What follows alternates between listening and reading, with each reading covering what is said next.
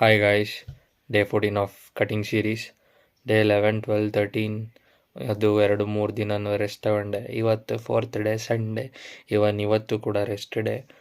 ಫುಲ್ಲ 10th day ನಂದು last workout ಆಗಿತ್ತು. ಅದಾದಮೇಲಿಂದ ಫುಲ್ ರೆಸ್ಟ್ ಮಾಡಿದ್ದೀನಿ.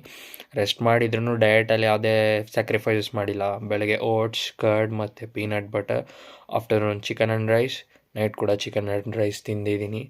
ಫ್ರಮ್ 4 ಡೇಸ್ ಕೂಡ ರೆಸ್ಟ್ ಕೊಟ್ಟು ಪ್ರಾಪರ್ ಡಯಟ್ ಮೇಂಟೈನ್ ಮಾಡಿ ಪ್ರಾಪರ್ ಸ್ಲೀಪ್ ತೊಗೊಳ್ತಾ ಇದ್ದೀನಿ. ಸೊ ಇಷ್ಟು ದಿನ ಲೇಟ್ ಆಗಿದೆ ಅಂತ ನಂಗೆ ಗೊತ್ತು. ನನ್ನ ಬಾಡಿ ಕೆಪಾಸಿಟಿ ಈ ಥರ ಇದೆ. ಡೆಡ್ ಲಿಫ್ಟ್ ಆದಮೇಲೆ ಸ್ವಲ್ಪ ರೆಸ್ಟ್ ಜಾಸ್ತಿ ತೊಗೊತೀನಿ. ನಿಮ್ಮ ಬಾಡಿ ಕೆಪಾಸಿಟಿ ಹೆಂಗಿದೆ ಆ ಥರ ವರ್ಕೌಟ್ ಮಾಡೋಕ್ಕೆ ಟ್ರೈ ಮಾಡಿ. ವ್ಯೂಸ್ ಕೂಡ ಪರವಾಗಿಲ್ಲ, ಚೆನ್ನಾಗಿ ಹೋಗ್ತಿದೆ. ನಾಳೆಯಿಂದ ಮತ್ತೆ ಡೇ 15 ಸ್ಟಾರ್ಟ್ ಮಾಡ್ತೀನಿ.